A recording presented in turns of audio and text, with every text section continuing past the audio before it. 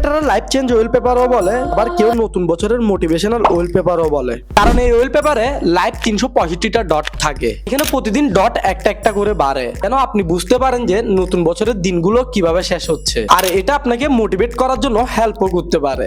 আর এটা আপনার ফোনে কিভাবে করবেন সেটাই দেখাচ্ছি। প্রথমে ফোনের গুগলে এসে সার্চ করেন টেকলাইন, দেন এটার উপরে ট্যাপ দেন, এন্ড এখান থেকে সার্চ বারে গিয়ে সার্চ করেন FEE, দেন এখান থেকে প্রথম পোস্টের উপরে একটা ট্যাপ দেন, এন্ড হালকা একটু নিচে স্ক্রল করে সিম্পলি এটার উপরে ট্যাপ দিবেন।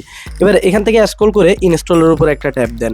এবার আপনার ফোন অ্যান্ড্রয়েড বা iOS হলে যে কোনো একটা সিলেক্ট করে নেবেন। তো হয়ে গেলে এখানে আপনি আপনার যে জায়গার নাম ওটা সিলেক্ট করে দিয়ে সিম্পলি ডেট টাইম এগুলো আপনার পারফেক্টভাবে এখানে সেট করে নেবেন, ঠিক আছে।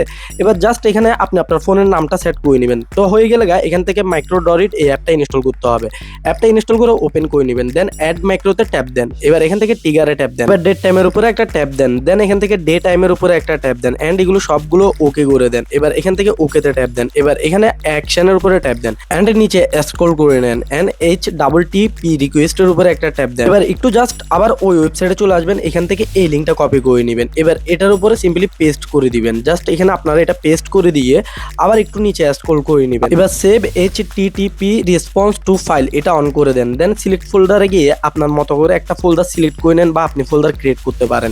দেন এখান থেকে আপনি জাস্ট একটা ফাইল নেম লিখে দিবেন, আপনি যে কোনো নাম দিতে পারেন কিন্তু মনে রাখতে হবে, ঠিক আছে। এবার এখান থেকে ওকে করে সিম্পলি আপনারা ব্যাগে চলে আসেন, এন্ড আবার নতুন অ্যাকশনের উপর একটা ট্যাপ দিবেন। অ্যাকশনের উপরে ট্যাপ দিয়ে আপনারা সিম্পলি এখান থেকে সেট ওয়ালপেপারের উপর একটা ট্যাপ দেন, দেন এখান থেকে ওকে দেন, দেন এখান থেকে হোম এন্ড লক স্ক্রিনে সিলেক্ট করে দেন। এবার জাস্ট ডাইনামিক ফাইল নেম এটা সিলেক্ট করে দেন, দেন এখান থেকে আবার আগের মতো সিলেক্ট ফোল্ডার আর নাম যেটা মনে রাখছেন এটা সেট করে নেবেন।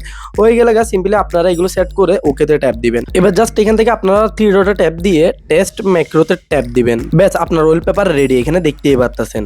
ভিডিওটা অনেক কাজের, তাই আপনার বন্ধুদেরও শেয়ার করে দেন। আর এমন ট্রিক আরো পাওয়ার জন্য অবশ্যই আমার একটা ফলো করে দেন।